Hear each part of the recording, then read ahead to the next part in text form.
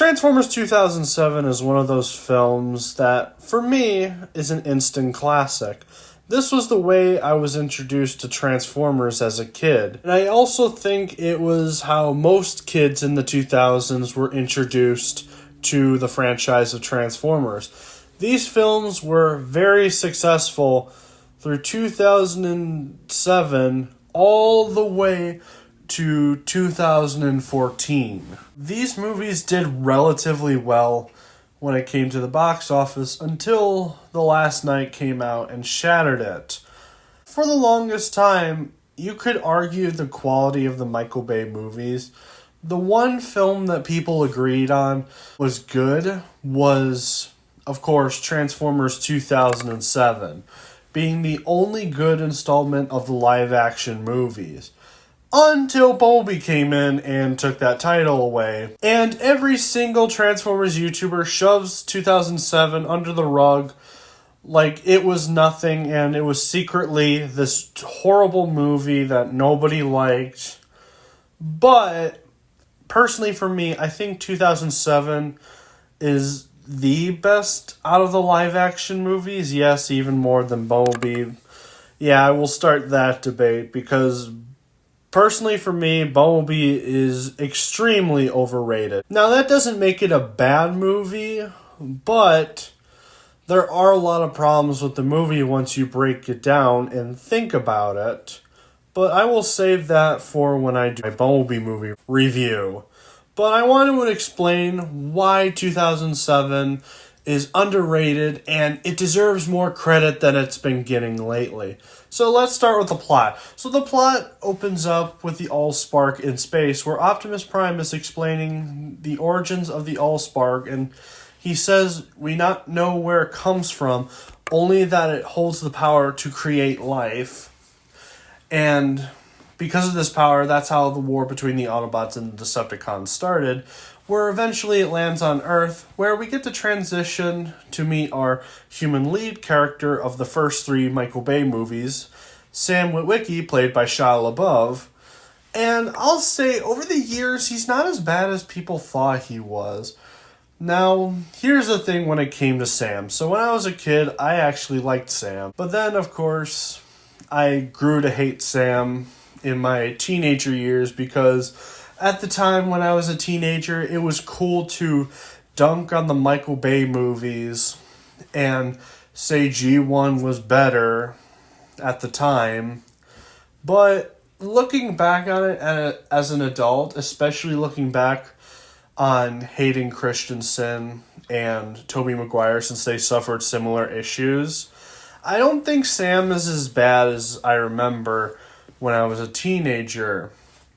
Because Sam, Tobey Maguire, Spider-Man, and Hayden Christensen as Anakin Skywalker all received similar criticisms, and that was they were annoying, they were whiny, but the only difference between them was that Sam screamed a lot and said no, no, no, no, no all the time, which I think it's pretty realistic knowing how people freak out over the strangest things. There are people who even freak out when you disagree with something on them on Twitter.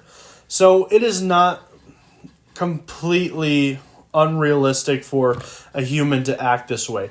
Don't you tell me that you would be acting completely normal if you saw a real-life Transformer and weren't screaming as you were witnessing atrocities that would probably scar you for the rest of your life. Don't even start with me on that. But regardless of the quality of the characters up for debate, if someone doesn't like Sam still, that's fine. I just want to say I don't think he's as bad as people say he is. But anyway, Sam gets good grades so he can grab a car that his dad promised him if he got, I think it was like 4 A's in a row, if I'm remembering right. Then we get to learn about like this government operation at the Pentagon where they're trying to figure out what exactly attacked them. That was a detail I actually forgot. There was a Decepticon who came in known as Blacko, destroying a military base to gather information, which we'll get back into in a bit.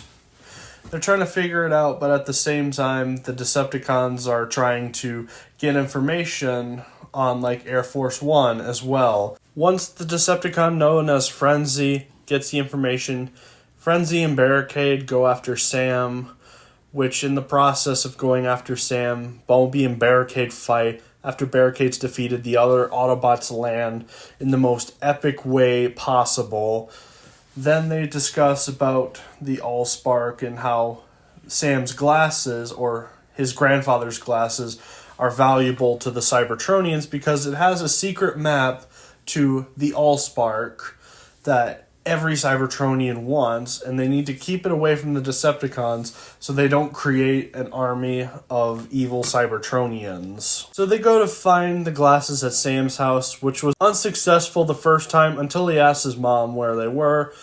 Then an agency called Sector 7 comes in and takes them, where Optimus and his Autobots stopped Sector 7, but then more Sector 7 vehicles come in to capture Sam and Michaela once again, which was a character I completely forgot to mention, my bad.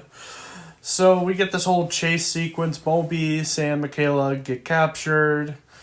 The Autobots leave so they can keep the glasses away from the Decepticons. Then we get to go to Hoover Dam, which is where Sector 7's base is, and we get to discover that Megatron has been the reason that most of human technology is as advanced as it is, or at least back in 2007, and also explaining why their weapons can sort of harm the Cybertronians. And this is where the group, all three human groups kind of unite.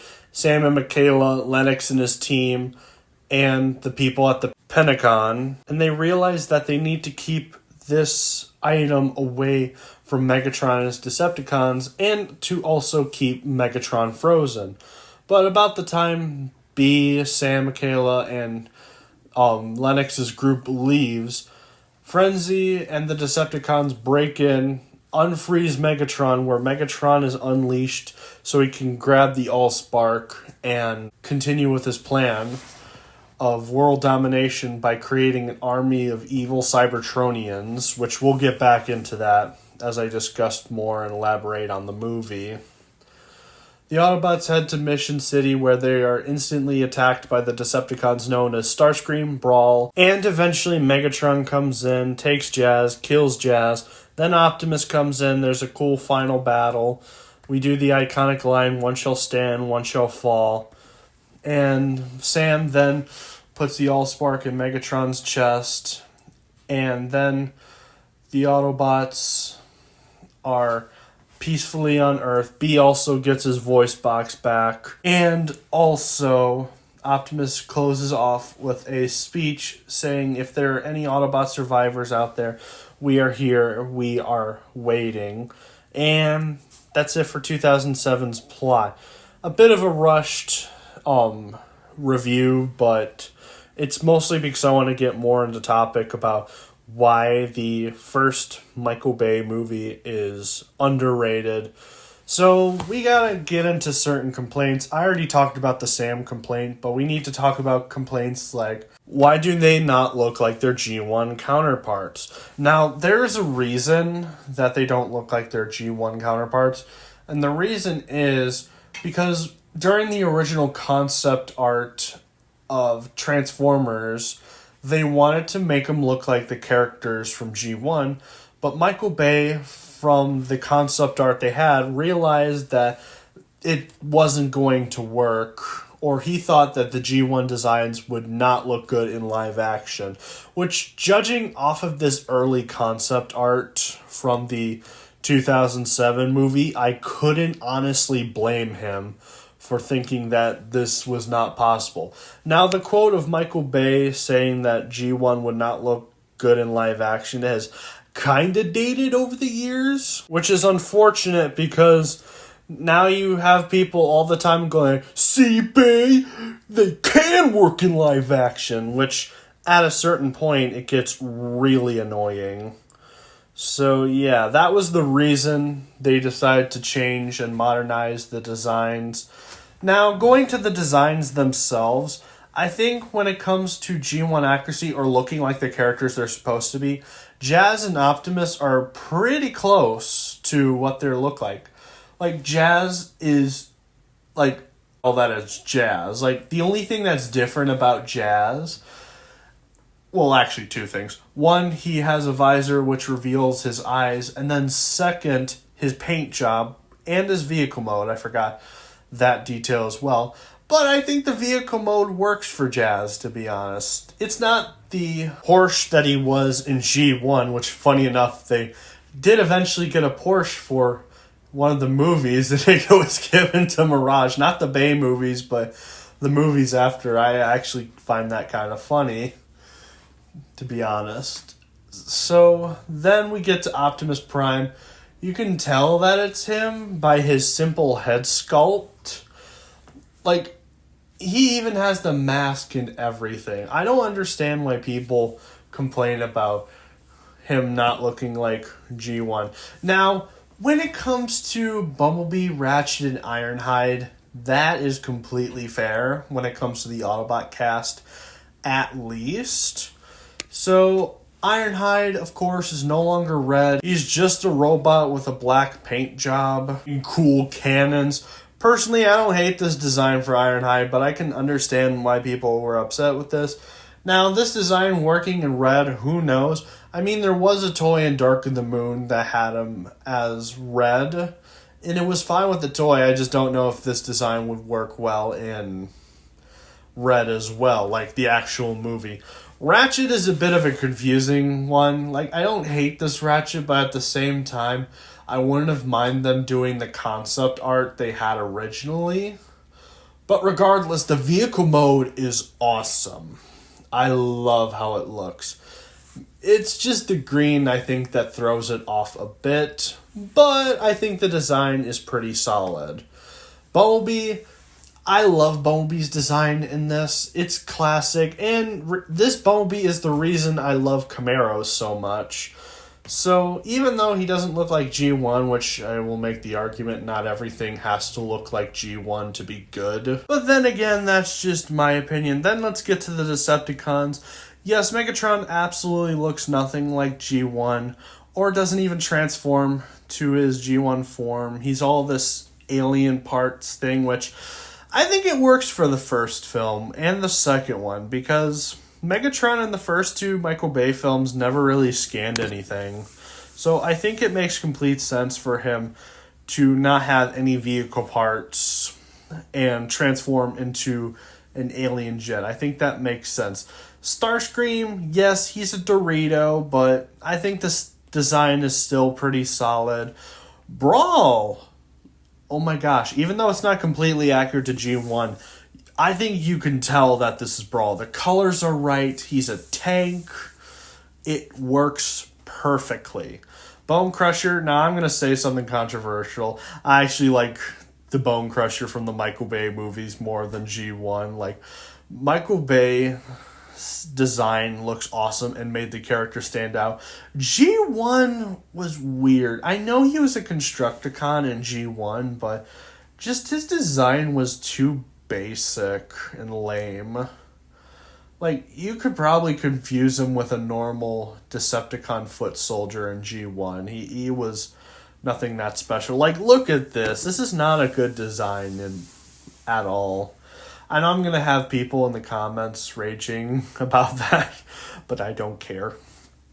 Then we get to Frenzy. Now, Frenzy, I can understand this complaint about not looking like G1, or another criticism I should probably bring up is, why do these Transformers look so complex and advanced? They don't look like Transformers at all. Now, I disagree with this to an extent. Like, I think the first three Michael Bay movies managed to keep it like a Transformer, because Hasbro said that they needed to make sure that they could make toys off of these. So they still look like Transformers.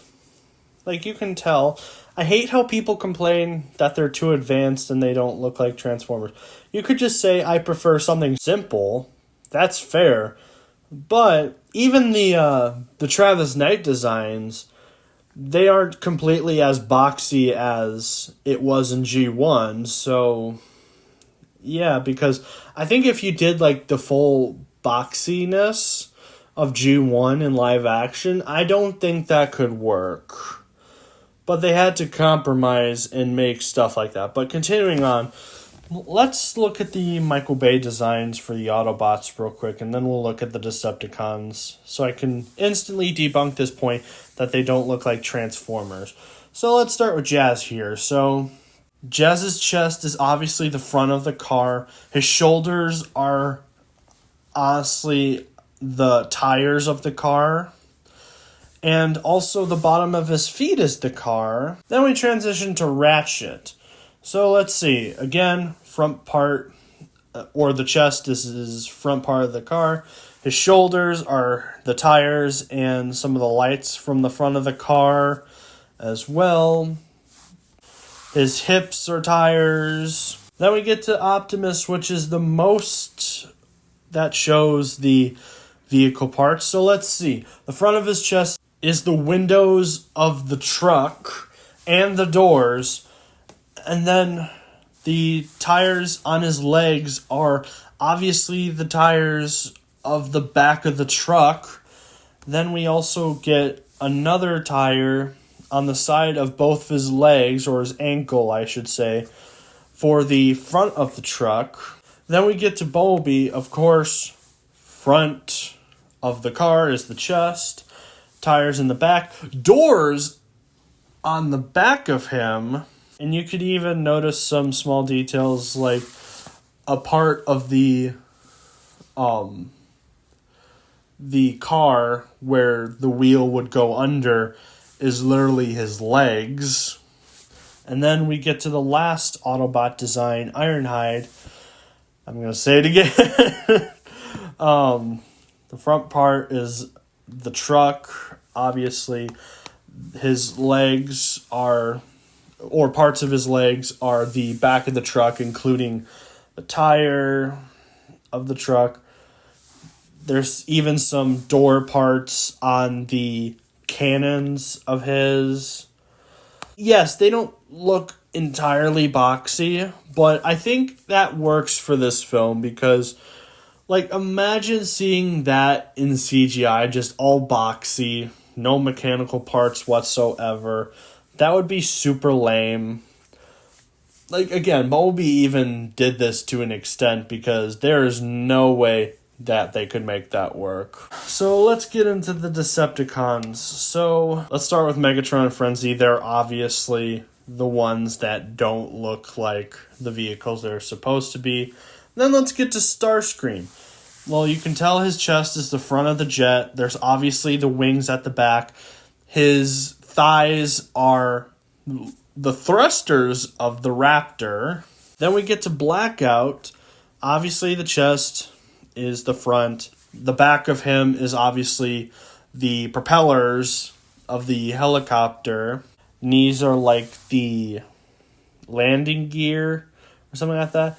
And then also on his shoulders are a part of the helicopter. And also some weaponry as well. Then we get to Bone Crusher. Okay, I'll give you that. Bone Crusher does not look like a Transformer, I'll give you that. Then when we get to Brawl, you can obviously see the tank turrets on his back, all the weaponry from the tank, also missiles. You get to see the treads of the tank. Barricade, front of the car. Again, his arms are the doors to the police car. And also his legs have pieces of the back of the car as well. And also there's a wheel on his shoulder, his very, very long shoulder. So yeah, that's that point debunked. Now another point that people bring up that kind of involves the G1 designs is why does Optimus have flames? Now this one has died a bit, but I wouldn't mind talking about it. And I found it very interesting when I found out the reason. I figured they did it because it was hip and cool for the 2000s, which works for me. But the actual reason is that when they were filming 2007, the color red did not work well for the cameras. So Michael Bay ended up having to take a blue semi-truck and painting red and orange flames on it to make it look like Optimus, at least, because a straight red truck would just probably not look good for the cameras, which I think it was probably the best call, because I think fans would have complained if Optimus was completely blue or something like that, or if the camera quality of Optimus was terrible. They would probably come up with random criticisms like, how dare you misrepresent Optimus by giving him an ugly color, even though Michael Bay would have given the right color, but the cameras did him a terrible job. So I think Michael Bay made the right choice there. The next one is, why do they focus too much on the humans in this movie? Now, this is a common criticism with every single Michael Bay Transformers movie, and I think it actually works for the first one, to be honest with you. Like, it makes sense to introduce people, especially a fresh new audience, to the Transformers by starting off with stuff that they're familiar with, like a typical day at high school or a car shop. Who knows, maybe even throw a bowling alley while you're at it. So I think it works for the film, especially later on when the Transformers, or mostly the Autobots, come to Earth and interact with the humans, and they get to explain their worlds to each other. I think it really worked for 2007. Now, if it was like all the Transformers coming in at this point and not just the Autobots, like the whole movie was about humans until that point, and then all the Cybertronians came in out of nowhere, you see, that would make sense for that complaint. But I don't think it really works for 2007, because we got to meet our human characters first, and then we get to meet the Autobots later in the film. And we get to learn more about these mysterious alien beings made of metal that can transform, especially since the opening scene after the whole Optimus speech was Blackout attacking the military base. I think it works. It gives mystery to the beginning of the film, and then we get to find out what they truly are as the film goes on further. Now, this criticism later in the films, I completely understand, because they could have honestly dropped the human scenes a bit lower in the other films, but they chose not to, which I think was probably not the best call ever. And then let's talk about the crazy action. Every Michael Bay movie for Transformers has had crazy action scenes, and people complain that the action's too much. I think it worked for 2007. It was pretty tame.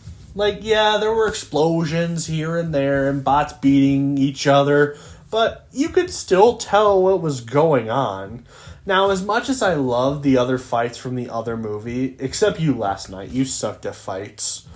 Besides those, I think the fight scenes were pretty tame in this one. You could tell what was going on. You knew who you were rooting for. And also, the characters were pretty extinguished. Maybe not accurate to G1, but you could tell who they were for the most part, except for like a small few. Again, this is a criticism that more ages with the other films, especially Revenge of the Fallen and Dark of the Moon. But we'll get back into that.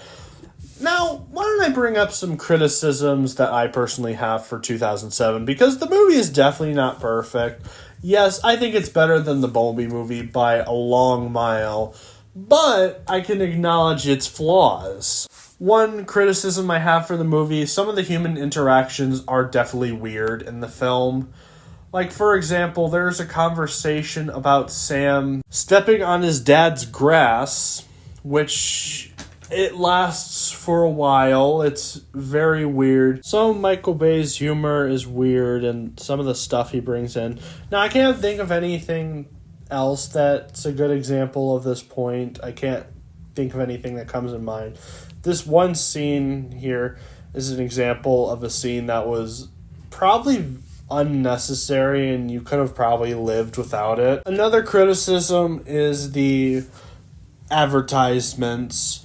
Now, it isn't as bad as the later Michael Bay movies had done it with the advertisements that were wanting to be sponsored in the movie. A lot of people complain when movies and shows advertise a brand and they claim it as like product placement, which I do agree with them to an extent. Granted, it was tame in this movie, and I have seen way worse films that the product placement is absolutely insane. Just like random things like Burger King, Mountain Dew, Xbox, even though the Mountain Dew bot was pretty funny. But again, it's not as bad as the later films or other films with insane product placements are, but it's definitely a criticism that I have on my end. And I think that's about it for 2007. Now, personally for me, I think it is a 8 out of 10. I like this movie, but this movie isn't great at the same time. I feel like it introduced a lot of kids to the brand of the Transformers. And I feel like it worked because like all the toys that were sold, the franchise was at an all high, where the franchise before was average until this first movie came out. This is like the third time Hasbro got a franchise, or Transformers specifically, like had the franchise died after a decision, then came back, and then died again because of another decision. It goes on and on. Like, for example, for Transformers, G1 was a big hit in the 80s, then G2 killed it, then Beast Wars saved it, then Beast Machines killed it again, and then the Michael Bay movies saved the franchise once again, where eventually they would kill the franchise again. It is an endless circle. But yeah, that's about it for 2007. What do you think of my reasoning of why 2007 is underrated and deserves more credit? Tell me in the comments, and have a nice day, everyone.